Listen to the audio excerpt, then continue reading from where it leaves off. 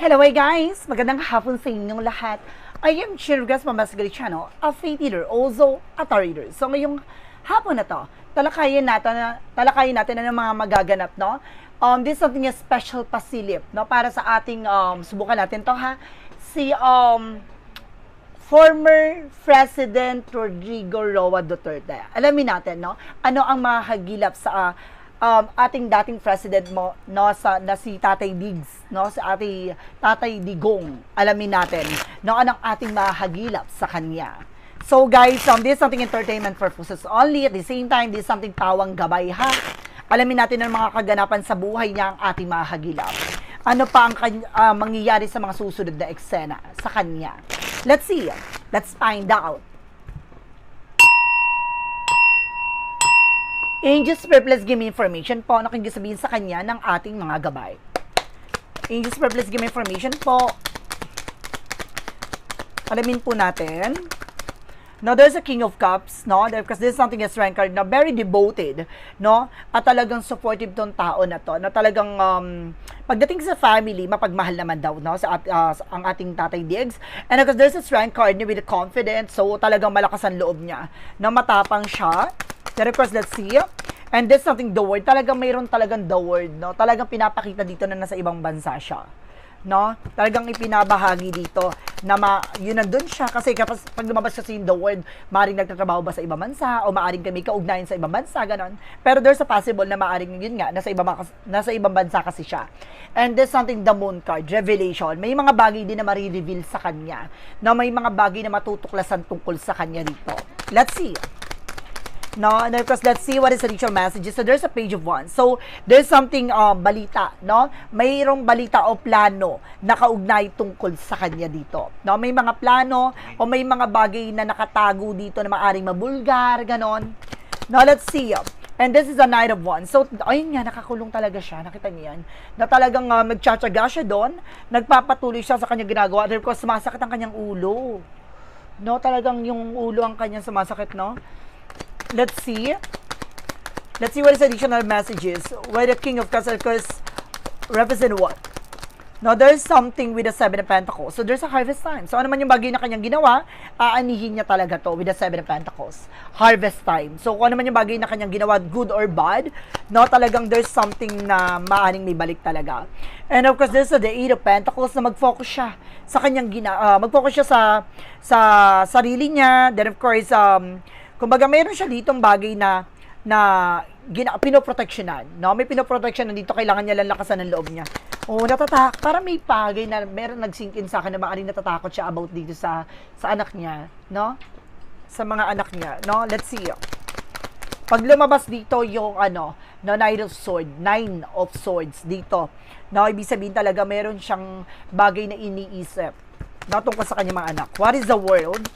Represent guys with a sun card, maaring may mga bagay din na maaring lumiwanag or maging maayos sa sitwasyon, magiging positive ang outcome. So, there's a possible din.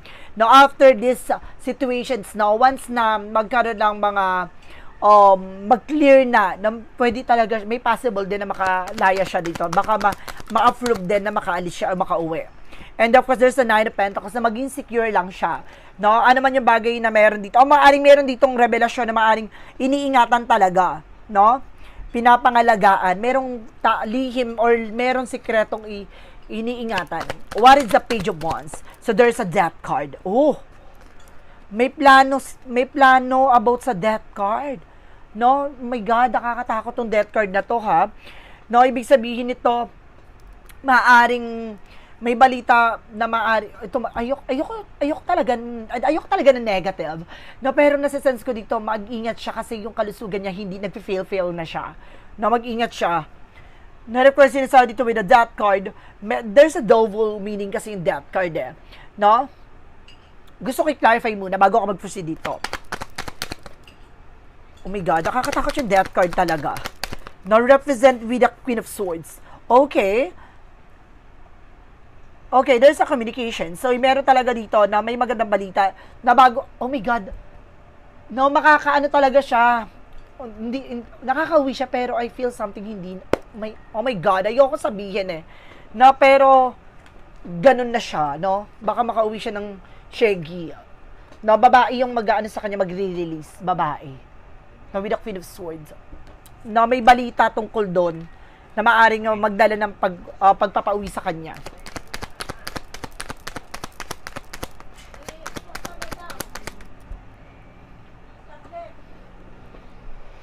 Let's see what is additional messages. So there's something with the Page of Pentacles. So there's a plan. No, this is something a plan. May plano talaga na napauwiin talaga to siya. Kumbaga talagang binabalak na mapauwi siya kasi hindi na nagiging maganda ang kanyang kalusugan sa loob. Alamin natin mamaya kung mapapauwi siya, ha. What is the King of Cups? Because the Seven of Pentacles, bigla ko naawa, no? Bigla ko naawa sa side na yun. Oh my God. And there's a Tower moment. Oh my God. So meron talagang bagay na maaaring ma-harvest siya. Kumbaga, merong bagay na maaaring merong unexpected situations na maaaring malantad tungkol dati sa administrasyon niya talaga. Let's see. And there's a Seven of Cups. Now, there's something confusion. Magiging magulo ang situations, no? Sa eksena na to. Parang may mga bagay dito na maaaring kumbaga nagpapagulo. Let's see. Gusto kong malaman pa yan. And there's a Six of Swords, no? Oh my God, there's a talaga makakauwi siya. No, nakita niyo yan?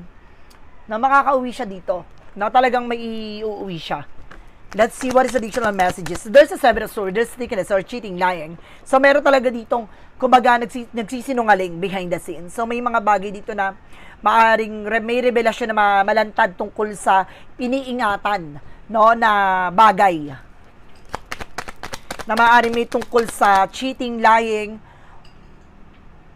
Oh my God. Let's see. No, there's something betrayal No, mayroong panlilin lang. Parang na-sense ko may panlilin lang. May revelasyon na malalaman dito may panlilin lang or pambubudol. Or may bagay na malalantad. Ganon. Let's see what is additional messages. There's a trickery kasi. Mapanlin lang. Ganon. Kumbaga may bagay talaga malilin lang na malalaman. There's something a Queen of Cups. Sabi ko na nga ba No, talagang babae dito yung mag-ano sa kanya. Yung tutulong. No, para makabalik siya at makauwi. And there's a Justice card. No, mayroong hustisya or there's a law. No, meron talagang plano, no, at maaring pinapakita dito na maaring may hustisya na mangyari. No, there's a justice for the outcome. Oh my God. Ayoko mag-ano na talaga ng negative, pero kapag may once na may negative talaga, lalo-lalo na yung Shaggy, no, nakakatakot talaga yan. And of course, there's a Chariot card with an action and movement. Magkakaroon ng changes sa development, no, sa kalagayan niya. No, may mga bagay din dito talagang gugulong na. No, ano man yung bagay na malalaman tungkol sa kanya. And there's a Three of Wands. Waiting for a result, waiting for a ship. No, lalabas ang resulta. Kung may mga hinihintay silang resulta, no, lalabas na yon. And this is the High Priestess. No, there's an hidden agenda. May ibig sabihin dito na makakauwi siya pero may humaharang. No, may humakad lang. May taong humaharang na kaya hindi siya makauwi. May hidden agenda. No? And there's a Five of Cups, no? Etong taong, kumbaga nagkaroon ng revelasyon dito at maaaring may iniingatan. So, ngayon parang, wala nang takas no? Parang mabubulgar dito dahil sa panloloko, dahil sa kabalastugan. No, there's a Five of Cups for disappointment. No, may madi-disappoint siya talaga dito. Na bagay na maaring may mga bagay na malalaman. Hindi lumabas na Nine of Swords, ibig sabihin hindi, no? Hindi about dun sa ano. There's a Knight of Swords, no? There's something success driven, na bibilis ang takbo ng sitwasyon. So, ibig sabihin talaga, mapa-process talaga na mapauwi siya pero hinaharang lang. And this is a Two of Wands by choices. No, meron siya ditong, kumbaga, pinagkakatiwalaan, no, na maaaring judge, no, may judge ako na sense, no, na or attorney na pinagkakatiwalaan, gano'n. Meron siya dito kung pinagkatiwalaan, may hawak ng pera. No, may hawak ng pera na makikilala at maaaring malaman dito kung sino to. So, let's see. Ayun yung sinasabi ko kanina, na makaka-uwi ba si former president na si Rodrigo Roa Duterte. Makaka-uwi ba siya sa Pilipinas? Oh my God. So, ibig sabihin dito, no, talagang pinapakita na makikita yung outcome na mabigat. Ibig sabihin dito burden, kumbaga merong talagang nagpapabigat eh. Ibig sabihin, dahil sa nangyayari sa Pilipinas, may hirapan sila mapauwi. So nagkakaroon ng self-sabotage with the Five of Swords, no? Kumbaga pinapakita dito na hindi mapauwi kasi nakikita sa Pilipinas na yung mga Duterte maaring patok na patok yung pangalan nila sa ibang bansa na maaring sila yung mayroong kumbaga cause ng eksena kaya magulo ang sitwasyon. Ibig sabihin dito na kaya din siguro na hindi pa ma-release or hindi mapayagang mapauwi dahil sa nangyayari sa Pilipinas. Ganun yon. Na kasi there's an involvement kasi si Sara Duterte is something vice president. So kumbaga isa siyon sa nag-i-struggles kaya hindi mapauwi. So let's see. Pero ang sinasabi dito makakauwi naman siya pero hindi pa sa ngayon.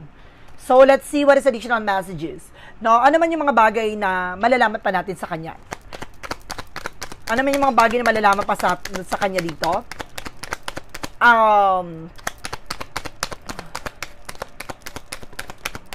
And there's a Six of Cups. No, there's a family. Oh my God, kakaloka naman to. There's a family and there's a Devil card.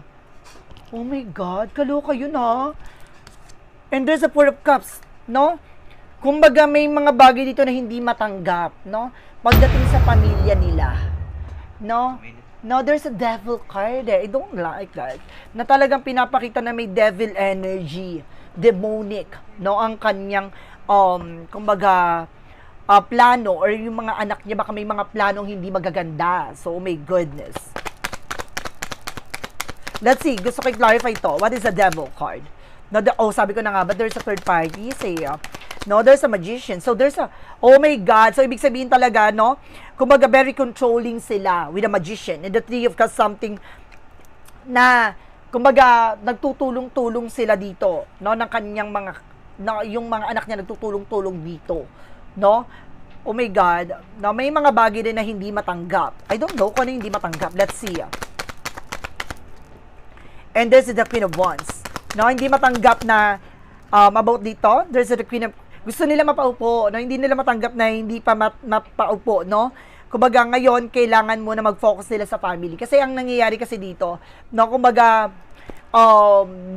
magulo eh. Magulo ang kanilang eksena ngayon na kailangan kasi kung ano may yung dapat nilang gawin, no? Lalo-lalo na, once na nakaupo, di ba, vice presidency, kailangan alam, kumbaga meron siyang parte na dapat niyang gawin, no, sa ating administrasyon, sa ating Pilipinas, sa ating bayan, no, dapat ginagawa niya. Ang nangyayari kasi, na parang ginugulo niya, no? Yung mga nangyayari, mas lalong pinagugulo. At maaaring, yun dapat makipagtulungan siya, hindi eh.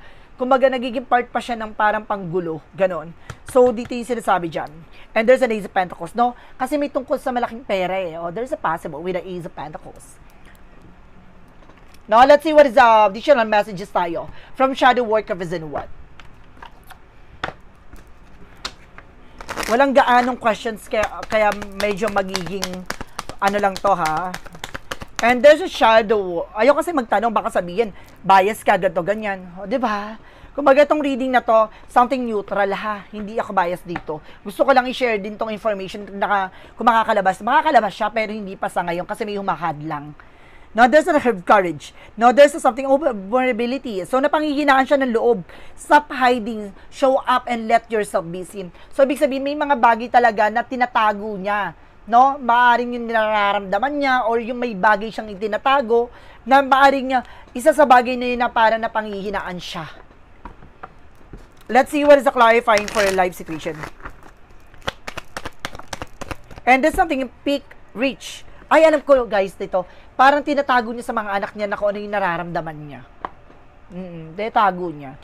And of course, there's a peak reach. Celebrate your achievement and savor the triumph of your accents for you being climbed high, earn your view. So, ibig sabihin talaga dito, na kung naman yung bagay na ginawa niya, no, talagang aanihin niya yon. So, there's a good and bad. So, depende yon. So, makikita niya yung magiging resulta, no? Kumbaga, may mga bagay dito na maaaring kung makita niya yung resulta ng kanyang ginawa, no? So, let's see what is what lies beneath with the future. And of course, represent with a fake apology. Na meron ditong fake apology. na maging aware siya dito. Now, there's an outdated, 'di ba? Merong bagay na malalantad tungkol sa kanya sa nakaraang administrasyon niya. No, there's something na booklet or something na mga papeles, no, na maari nagpapatunay na related siya doon sa mga nakaraan, outdated. No, there's something old news, no? Kumbaga, may mga bagay dyan na malalaman and there's a fake apology. Meron dito parang nasa ano niya, no, nasa partido niya na maaring humingi ng apology pero there's a hidden intention, something like that. Na parang tatraido rin din siya.